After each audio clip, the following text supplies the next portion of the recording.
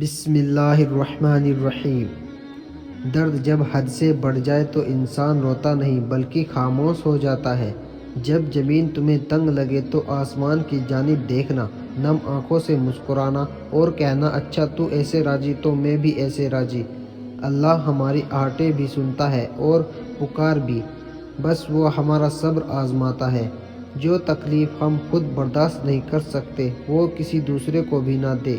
آپ ہمیشہ جب بھی کوئی بھی کام کریں تو بہترین کرنے کی کوشش کریں، کیونکہ آپ جو بوئیں گے آخر میں وہی کاٹیں گے۔ ہمارے معاملات ہمارے اختیار میں نہیں ہوتے، مگر صبر رکھیں کیونکہ جس کے اختیار میں ہے وہ بڑا غفور الرحیم ہے۔ ہمارے رب نے ہمارے مقدر میں سب کچھ بہترین رکھا ہوتا ہے، بس صبر کریں، وہ نوازنے والی ذات نوازے گی۔ صبر کی ایک شرط ہوتی ہے، یہ صرف اس مصیبت پر کیا جاتا ہے جس سے نکلنے کا راستہ موجود نہ ہو۔ کسی کا مسلسل صبر آزمانا بھی گناہ ہے۔ ہر خاموشی انا نہیں ہوتی، کچھ خاموشیاں صبر بھی ہوتی ہے۔ چپ رہنا غرور نہیں، صبر رہے۔ صبر آ جائے تو پھر کچھ بھی ہو جائے تکلیف نہیں ہوتی، دل بس شکر کا ورد کرتا رہے۔ صبر کوئی کمزوری نہیں ہوتی، یہ وہ طاقت ہے جو ہر کسی میں نہیں ہوتی۔ بعض اوقات بد دعا دینے کی نہیں، محض صبر کرنے کی ضرورت ہوتی ہے، دوسرے بندے پر وہ صبر ہی بہت بھاری پڑ جاتا ہے۔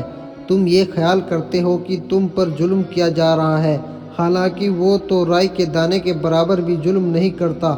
وہ تمہاری تڑپ کو جانتا ہے، تمہیں سمجھتا ہے، بس وہ تمہیں آزماتا ہے تاکہ تم دنیاوی زندگی میں سرخرور ہو کر آخرت میں بلند ترین مقام مل سکے۔ اپنے اس تڑپتے دل کو سمجھا دو کہ اللہ کے فیصلے ہمیشہ ڈھیر خوشیاں لاتے ہیں، بس تم صبر کرو اور پھر اپنے اوپر اللہ کی نعمتوں کو برستا دیکھو۔ اللہ تعالیٰ فرماتا ہے، یہ سختی بس کچھ وقت کی بات ہے، صبر کر لو، میں صبر کرنے والوں کو پسند کرتا ہوں۔ آج مشکل وقت پر اگر تم صبر کر رہے ہو تو کل سکون اور خوشیاں تمہارا مقدر ہوگی انشاءاللہ۔ اور کیا پتہ اللہ کو تمہارا صبر اتنا پسند آ جائے کہ وہ تمہاری مانگی ہوئی ہر دعا پر کن کہہ دے۔ سنو، صبر کرو، اللہ آپ کے دل کی سنتا ہے، آپ کو وہی ملے گا جس کے لیے آپ دعا کر رہے ہو۔ وہ آزماتا بھی ہے اور نوازتا بھی ہے، اس کا ہر انداز خوبصورت ہے کیونکہ وہ رحمان ہے، رحیم ہے۔ صبر ہوتا نہیں ہے، صبر کیا جاتا ہے، اور صبر یہی ہوتا ہے کہ اپنے اندر مچلتے ہر طوفان کو خود میں تھام کے اس کے ختم ہونے کا انتظار کرنا، اپنی شدتوں کو خود میں اس طرح قید کر لینا کہ معاملہ صرف اللہ کا رہ جائے۔ رسول اللہ صلی اللہ علیہ وسلم نے فرمایا، جو شخص دل پر زور ڈال کر صبر کرے گا اللہ بھی اسے صبر دے گا۔ کسی کو تکلیف دینے کے بعد اس کے صبر اور خاموشی سے ڈرو، اللہ آہٹیں بھی سنتا ہے اور پکار بھی، مگر بس وہ ہمارا صبر آزماتا ہے۔ جو خود نہیں بول پاتا اس کا صبر بولتا ہے۔ جو لوگ نقصان پر صبر و شکر سیکھ لیتے ہیں، اللہ پاک ان کے نقصان کو نفع میں بدل دیتا ہے۔ صبر اللہ پر یقین کی آخری حد ہے۔ صبر کرنا اگر آسان ہوتا تو اللہ تعالیٰ نے صبر کرنے پر اتنا اجر نہ رکھا ہوتا۔ کسی کے صبر کا امتحان نہ لیا کرو، میں نے ایسا کرنے والوں کو اکثر پچھتاتے دیکھا ہے۔ جب کوئی تمہارا ساتھ نہیں دیتا تو تمہارا رب تمہارا ساتھ دیتا ہے، اور اس سے بہترین کوئی ساتھی نہیں۔ جب یقین کی ڈور اللہ پر چھوڑ دی جاتی ہے تو پھر اللہ اپنے بندوں کو رسوا نہیں کرتا۔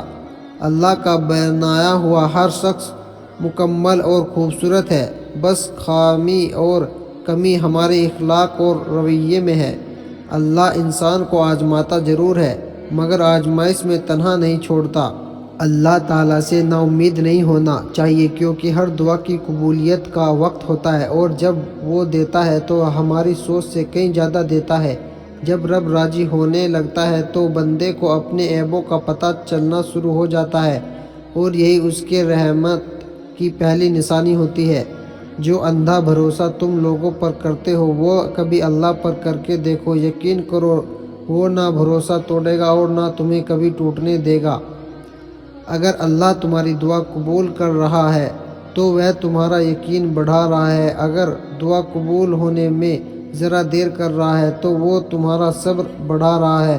اگر تمہاری دعا کا جواب نہیں دے رہا تو وہ تمہیں آزما رہا ہے، اس لیے دعا مانگنا کبھی نہ چھوڑنا۔ وہ دیر کر رہا ہے تو تم صبر بھی تو کر سکتے ہو نا، وہ فوراً نہیں سن رہا تو تم انتظار بھی تو کر سکتے ہو نا۔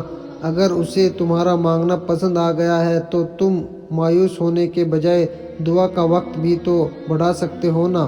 یاد رکھو، اللہ کی مدد و نصرت صبر کے ساتھ ہی ہے، اور ہر تکلیف اور مصیبت کے بعد کشادگی ہے، اور بلاشبہ ہر تنگی و مصیبت کے بعد آسانی ہے۔ اگر کسی نے اللہ کو پانا ہو تو وہ صبر کرنے لگ جائے تو اس کا کام بن جاتا ہے، جبکہ لوگ اس کے لیے ورد وظیفے کرتے ہیں، ناک رگڑتے ہیں، لیکن اللہ کو صبر کرنے والے پا لیتے ہیں۔ جن راستوں پر تمہیں اللہ لے کر جاتا ہے ان راستوں پر تم اکیلے نہیں چلتے، بلکہ وہ تمہارے ساتھ چلتا ہے۔ جب وہ غم کے حالات پیدا کرتا ہے وہ تمہیں ان حالات سے لڑنے کی ہمت بھی دیتا ہے۔ وہ نہ تمہیں خوشی میں تنہا چھوڑتا ہے اور نہ ہی غم میں۔ اگر آج تم اللہ کی مان کر چلو گے تو وہ رب کل تمہیں تمہاری چاہت دے دے گا، کیونکہ اللہ تعالیٰ کو اختیار ہے جو چاہے کرے۔ اگر کبھی ایسا لگے کہ تم تھک چکے ہو اور دعا مانگنا بھی مشکل لگے تو اللہ تعالیٰ کے آگے پھر ہاتھ پھیلا لیا کرو۔ تمہارے پھیلے ہاتھ اس بات کا ثبوت ہے کہ رب کائنات کے محتاج ہو، اور میرا رب خاموشیوں کو بھی سن لیتا ہے۔ وہ ہر خواہش پر کن کہنے والا ہے، وہ صبر کے بدلے صلہ دینے والا ہے۔ تم گھبراتے کیوں ہو مقدر کے فیصلوں سے؟ کیا تم نہیں جانتے تمہارا رب کتنا غفور الرحیم ہے؟ اگر وہ دن کو رات اور رات کو دن کرنے پر قادر ہے تو کیا وہ تمہاری طرف دیکھ کر تقدیر کے فیصلے بدل نہیں سکتا؟ صبر کر لو یہ سوچ کر کہ جو ہو رہا ہے اس میں اللہ کی مصلحت اور تمہاری بہتری ہے۔ تم بس اللہ کی رضا کے لیے صبر کرو، وہ انعام میں تمہیں اتنا دے گا کہ تم خوش ہو جاؤ گے۔ دکھ میں پچھتاوے کے آنسو نہ بہاؤ، کیونکہ تم وہ خوش نصیب ہو جسے اللہ نے آزمائش کے قابل سمجھا ہے۔ ہر رشتہ کبھی نہ کبھی مان توڑ دیتا ہے، اور ہر تعلق کبھی نہ کبھی بھرم کھو دیتا ہے، پھر اللہ کی ذات ہے جس کا اثر ہمیشہ قائم رہتا ہے۔ حضرت ابو ہریرہ رضی اللہ عنہ کہتے ہیں کہ رسول اللہ صلی اللہ علیہ وسلم نے فرمایا کہ اللہ تعالیٰ فرماتا ہے کہ جب میں کسی بندے کی محبوب چیز اس دنیا سے اٹھا لیتا ہوں پھر وہ ثواب کی نیت سے صبر کر لے تو اس کا بدلہ جنت ہی ہے۔